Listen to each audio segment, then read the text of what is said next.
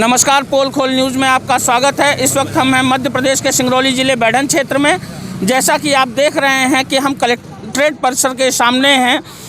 आज सभी संगठन के लोग मिलकर एक साथ एक मांग को लेकर आए हुए हैं। एक तरफ जहां भाजपा सरकार में कहा जाता है कि हमारी सरकार में किसी भी तरीके से जनता के साथ धोखा नहीं होगा और किसी भी तरीके से कोई घोटाला नहीं होगा, वहीं पर लगातार देखा जा रहा है कि जनता लगातार बेबस होकर कलेक्ट्रेट परिसर के अंदर अपनी मांगों को लेकर आ रही, कभी कलेक्ट्रेट परिसर के बाहर अपनी मांगों को लेकर आ रही है।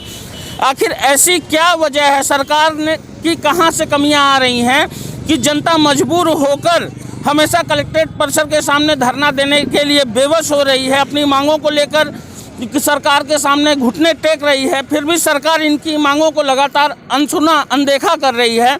आइए कुछ संगठन वालों से बात करते हैं और जानते हैं कि ये किस किस समस्या को लेकर यहाँ पर आए हुए हैं और जानने का प्रयास करते हैं। सर, आपका शुभ नाम? संजय नामदेव नाम है मेरा। मैं भारतीय कम्युनिस्ट पार्टी का राज्य परिषद सदस्य हूँ। आज ये धरना जो प्रमुख रूप से आयोजित है वो एक तो सिंगरौली के स्थानीय कई मुद्दे हैं जिनको लेकर के है, और दूसरा जो सबसे बड़ी बात है ये हम उस किसान आंदोलन के समर्थन में भी हमारा धरना है जो देश के 350 से ज़्यादा किसान संगठन आज दिल्ली में आंदोलनरत हैं, धरना चल रहा है। और सबसे बड़ी बात यह है कि उसमें से हमारे 30 से ज़्यादा किसान शहीद हो चुके हैं। तो हमारे देश का किसान जो पूरी दुनिया का पेट भरता है, पूरे देश को जो है अन्न खिलाता है, वो आज आंदोलन पर है और वो उसकी सुनने वाला इस सरकार के पास कोई न मंत्री गया, न कोई सरकार का कोई प्रतिनिधि गया।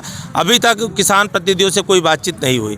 तो पहला इशू तो ये है कि आज का हमारा ये धरना उनके धरने के समर्थन में भी है। दूसरा जो है ऑल इंडिया यूथ फेडरेशन, हमारा जो नौजवानों का संगठन है, आप देखते हैं सिंगरौली ज़िला पूरा इंडस्ट्रियल हो चुका है।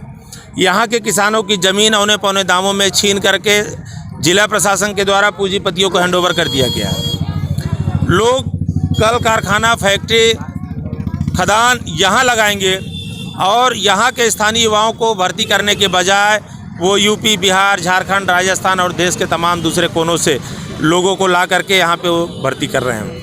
तो जल जंगल ज़मीन हमारा नष्ट हो रहा है, हमारे लोगों का जा रहा है, बेघर हम हो रहे हैं, बेरोजगार हम हो रहे हैं। और नौकरी जब करने की बारी आती है तो मध्य प्रदेश के कोने कोने से या पूरी दुनिया के कोने कोने से ये बुलाते हैं और उसमें भर्ती करते हैं। इतना ही नहीं, अगर आप योग्यता के आधार पर भर्ती करते हैं तो कोई सवाल खड़ा नहीं होता।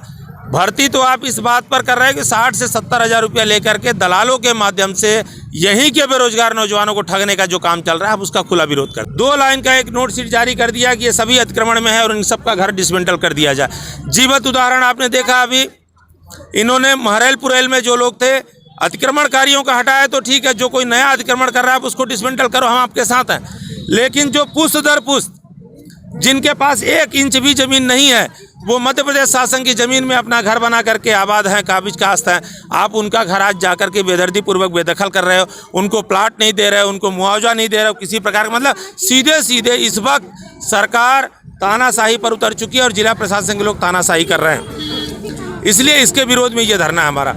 अभी मैं आपको बता दूँ, देवसर में जनपद पंचायत के अंदर उज्जैनी ग्राम पंचायत है, वहाँ के रोजगार सहायक और सचिव के द्वारा 80 लाख रुपया बिना किसी काम के आहरित कर लिया गया और उसका गबन कर लिया गया। हम लोगों ने प्रशासन के सभी अधिकारियों को दिया चिट्ठी, जिला पंचायत सीओ हों, कलेक्टर्स हों या अदर जो जनपद सीओज हों, इन सबको हम लोगों ने अल्टीमेटम दिया, ज्ञापन सौंपा, प्रदर्शन किया, लेकिन आज तक उस रोजगार सहायक और सचिव के ऊपर कोई कार्रवाई नहीं हो पाई। इससे भी खतरनाक बात, अभी आपने देखा पीएम पूरे दुनिया में घूम घूम करके किसानों के हित की बात कर रहे हैं और उसी पीएम किसान निधि को बांटने के लिए महरैल का जो है पटवारी, दुधवनिया का पटवारी, उसने किसानों से 2000 से 5000 रुपया लिया और उनका नाम भी आज तक दर्ज नहीं किया। तो हम लोगों की मांग थी कि ऐसे तत्काल पटवारी को, भ्रष्ट पटवारी को तत्काल बर्खास्त किया जाए।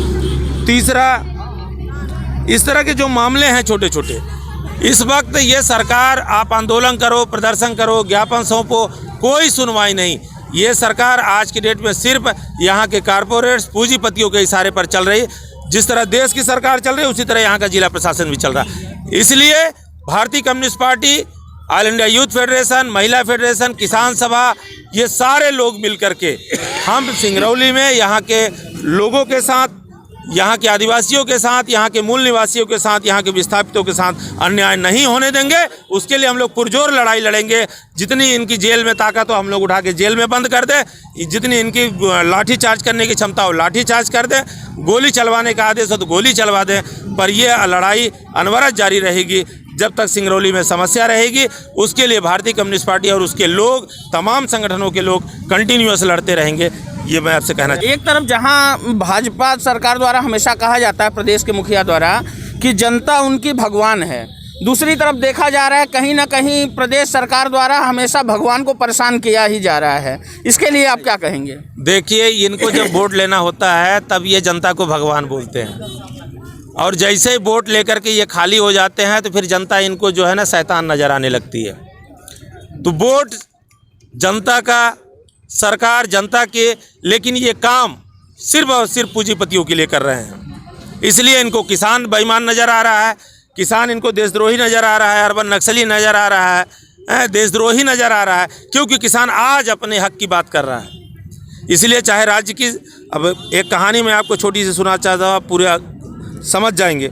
एक गांव में एक उद्दंड लड़का था जो रोज़ लोगों के घर के सामने जा कर के कभी लेटिक कभी पेशाब कर दिया करता था। पूरा गांव उससे परेशान हुआ और उन लोगों ने उसको पकड़ा और बोले आज इसके बाप के पास चल के शिकायत करेंगे। जब गांव वालों ने उसको पकड़ के उसके घर लेके जाते हैं तो क्या देखते हैं, उसका बाप छत पे घूम घूम के पेशाब कर रहा था। तो इस कहानी के माध्यम से आप ये समझ गए होंगे कि शिवराज सिर्फ एक मोहरा है। जब उसका बाप ही घूम घूम करके जो पेशाब कर रहा है तो इनसे उम्मीद नहीं है, क्योंकि ये भारतीय जनता पार्टी और उसके मंत्री नेता सब के सब अडानी, रिलायंस, इन सब के हाथों बिक चुके हैं। ये सिर्फ और सिर्फ उनके लिए काम कर रहे हैं, आम जनता के लिए कोई काम नहीं कर रहे हैं। देखिए, देश की जनता मोदी को समझ गई है। मोदी की सरकार और मोदी का प्रशासन, जैसी सरकार होती है वैसा प्रशासन होता है। तो देश के लोग मोदी को समझ गए हैं कि ये झूठ है, झूठ बोलता है और झूठ बोल करके जनता को धोखा दे करके सत्ता में आई है भारतीय जनता पार्टी की सरकार। आप सभी जानते हैं कि देश का बेरोजगार नौजवान, उसको 2 करोड़ रोजगार देने की बात पर लोगों ने उसे मतदान किया, वोट दिया। ये मोदी जो है वफादारी निभा रहा है अबानी और अंडानी के लिए। ये जो कृषि का कानून आया, इनकी प्री प्लानिंग थी, सोची समझी साजिश थी।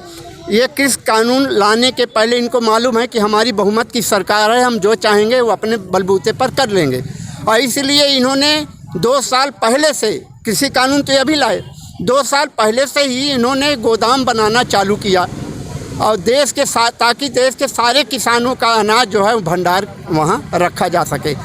आज ये बोल रहे हैं कि नहीं, ये तो जो है किसानों के लिए हित की बात है। किसानों के लिए देखिए, जब आदमी कोई मांग करता है, देश का अगर किसान मांग करता है कि भाई कृषि कानून में कोई बदलाव लाइए, परिवर्तन लाइए, तब तो ये बात समझ में आती थी कि वो कोई नया कानून, कोई परिवर्तन लाते। आज बताइए, कृषि उपज मंडी है, समर्थन मूल्य किसानों को मिलता था, आज आपने उसको पूरा ख़त्म कर दिया और तमाम बिचौलियों को के माध्यम से आप अनाज खरीद रहे हैं और बिचौलिए मनमानी रेट पर अनाज को खरीद रहे हैं। और जो किसान उत्पादन करता है वो बेचारा जो है उसको लागत मूल्य भी नहीं मिल पाता, ये बिचौलिए है जो है मुनाफा कमाते हैं। तो ये कानून जो है ये बिचौलियों के लिए और अडानी अंबानी के लिए बनाया गया है।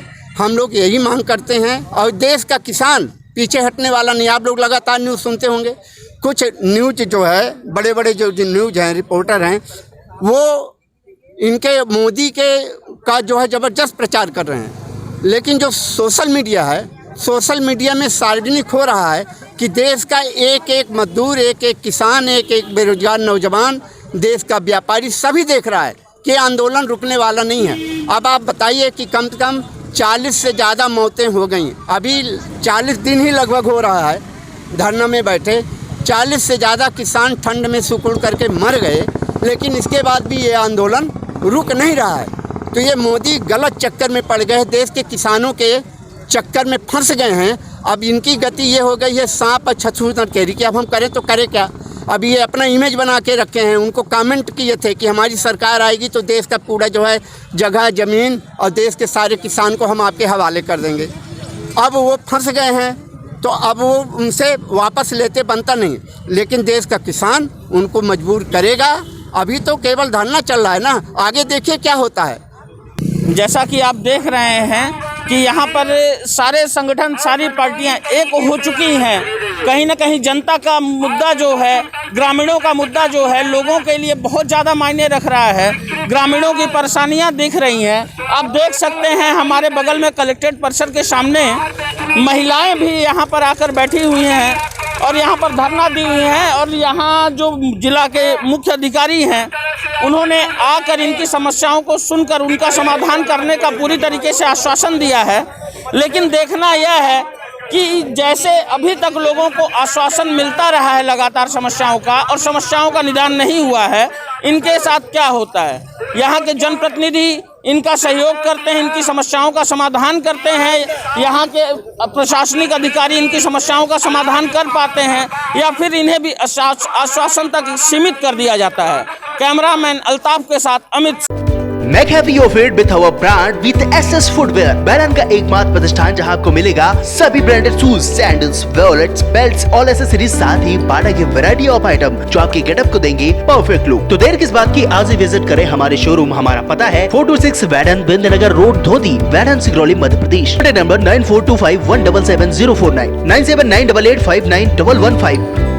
और हाँ, हमारे चैनल को सब्सक्राइब करें, घंटी का बटन दबाना न भूलें, जिससे नई अपडेट आपको समय समय पर मिल सके।